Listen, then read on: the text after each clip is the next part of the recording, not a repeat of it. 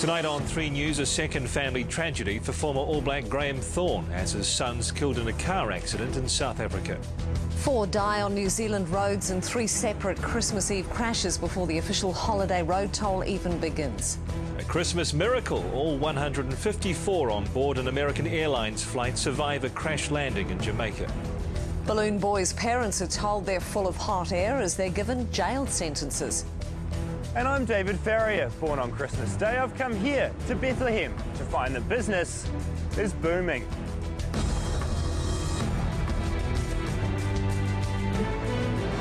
This is 3 News with Hilary Barry and Mike McRoberts.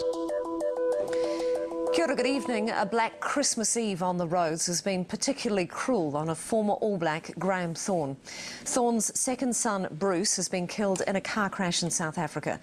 The rugby star turned commentator has already faced one tragedy with a son injured and left partially disabled by a rugby tackle 3 years ago.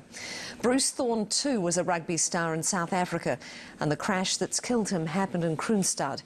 His wife and 1-year-old son were in the car with him, but they survived. We'll bring you more on that story in a moment. It's been a shocking Christmas Eve on the roads here, with 4 people dead and 3 separate accidents. None of them will be counted as part of the official holiday road toll because that only started 2 hours ago, with no fatal crashes since then. Liz, where and when did the carnage come?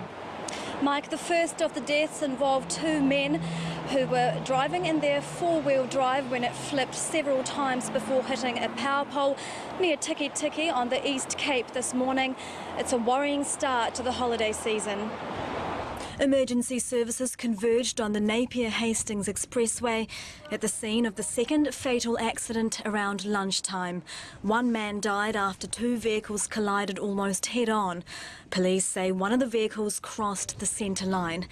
In the Waikato, a man in his 50s died after his car left the road and crashed into a bank. Some passerby have come down and tried to revive the man, pulled him from the scene. He was submerged in the water. However, they were unable to revive him. So many deaths on Christmas Eve, even before the official holiday road toll period began, has police alarmed. We all want to have a safe and happy Christmas, and we don't need this to go and spoil families' Christmases. So please drive carefully and drive to the conditions. So Mike, today is a particularly bad start to the season. The official holiday road toll, remember, it only started at 4 p.m. Now, last Christmas Eve, there'd only been 1 fatal crash by then, but by the end of the holidays, January the 5th, the road toll was at 25. Mike. Liz, thank you. The crash of an American airliner that overshot the runway and broke up into 3 separate pieces is puzzling investigators. The last minutes of the flight and the landing at Jamaica's international airport took place in bad weather. But crash investigators say storms are not unusual, but they are surprised that nobody was killed. Kelly Kobiea of CBS reports. Landing in heavy rain, American Airlines Flight 331 slammed down and skidded off the end of the Kingston, Jamaica airport runway. We just felt a big crash, all the lights went off and we felt the big impact, and we realized that the plane had crashed. And we were out, we scrambled out because we tried to get, we didn't know if it was going to explode, so we tried to get out as quickly as possible. The plane crashed through a retaining fence and broke apart.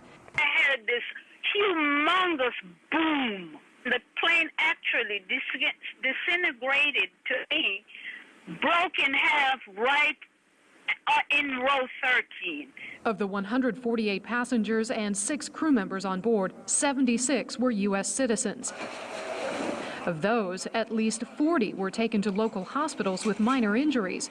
4 Americans were in serious condition. No one died.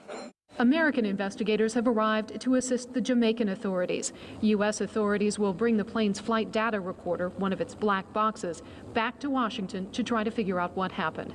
One of the questions is how fast were they going? How far down the runway did they first touch down? Were there pools of water on the runway? Investigators will also look for evidence of wind shear, check the jet's braking systems, and review the pilot's actions. But Jim Tillman, a former American Airlines pilot, says severe weather alone should not have been a problem for the 8-year-old Boeing 737. We put the elf at the end of my weather. Mike, Hillary, who did that? He did it. She did it. She did it. He did it. Come on, guys. Not me. It is quite cute, though, isn't it? It is quite cute. Yeah, that's it. Dance away. Merry Christmas from us all here at TV3. Have a good one.